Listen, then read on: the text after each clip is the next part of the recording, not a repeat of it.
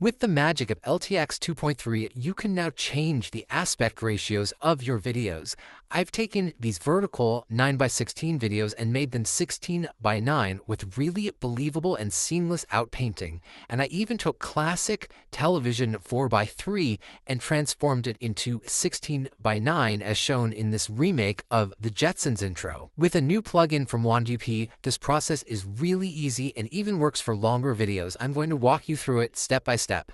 I'm going to be using a program called Wan2GP. It makes it really easy to run open source AI video and image generation models, and it allows you to run them even if you have low VRAM. I'm going to be running this on an A40 in RunPod. I will link to a separate tutorial to get you going with Wan2GP on RunPod really quickly. Otherwise, you can run locally if you have your own GPU. If you are installing yourself, one gotcha to look out for is to make sure that your machine has a version of FFmpeg that is version 6 or plus. I am using version 7.1.3. If you're using my RunPod template, you don't have to worry about it. It's already installed. Here I am on Wan2GP on an A40, and I'm going to go over to the plugins section on the top.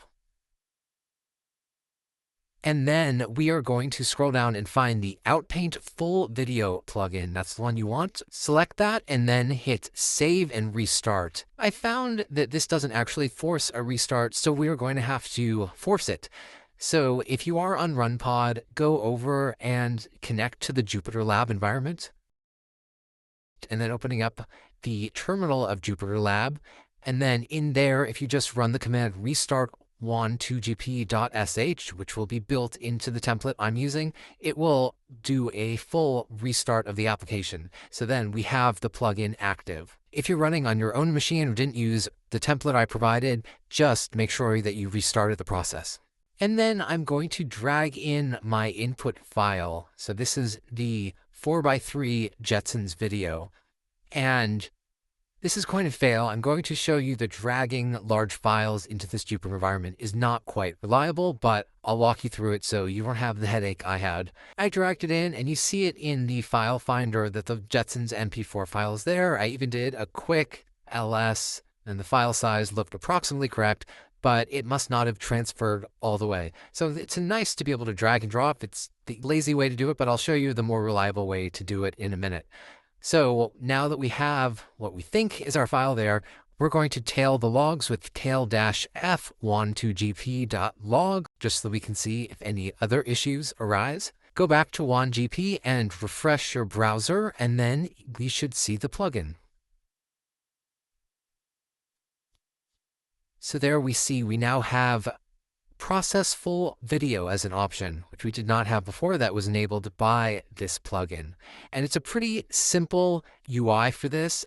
It really has a bunch of defaults set up and makes it really easy. Basically, you have to put in the location of your source video. So I'm putting in the path /workspace/jetsons.mp4, and then I am going to make the output resolution 540 because the input resolution of the video I'm using is pretty poor anyway. And then I want to make this a 16:9. So I'm going from a 4:3 to a 16:9. I'm going to leave the chunk size at the default 10. I'm not going to put a start and end at all, just one source audio.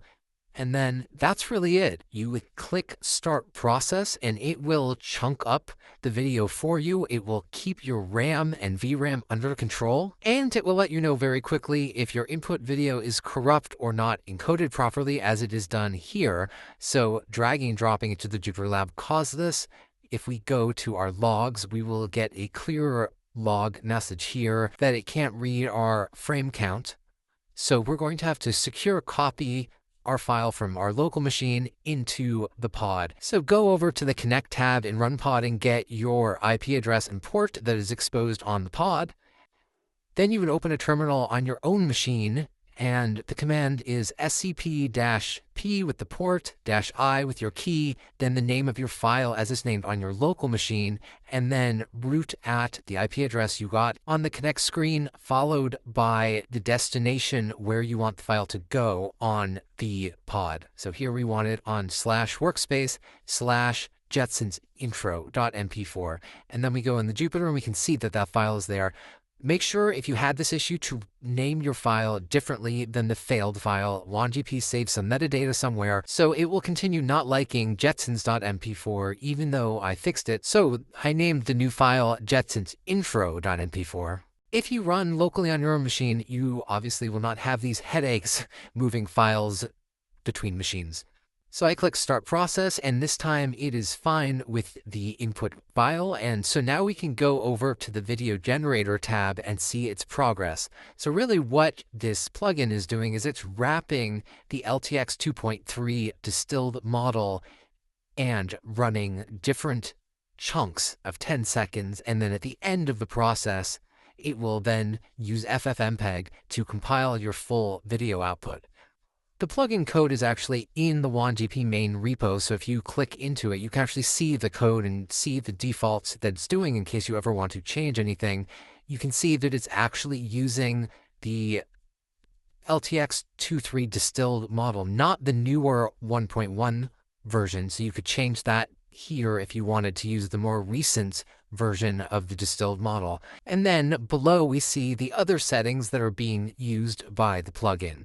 So it's using that LTX 2.3 model, that's what that first line means, and then it's just using the prompt generate a video, 8 inference steps, and the sliding window size is 481 with 1 frame overlap.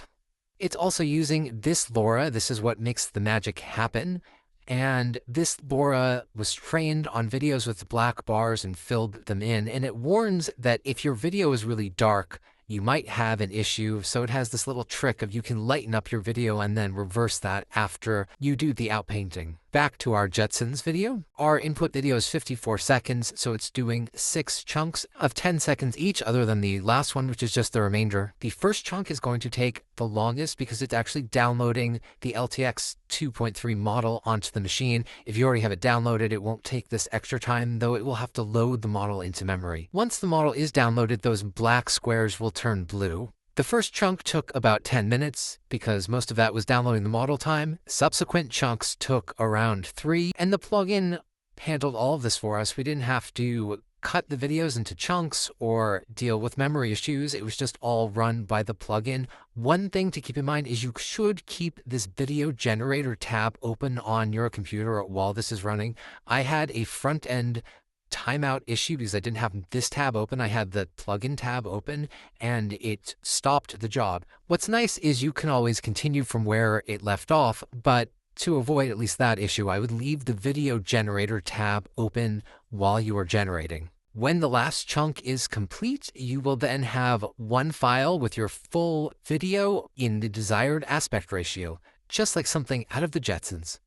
Rastro says subscribe to Fuzz Puppy. Was that good, Rorge?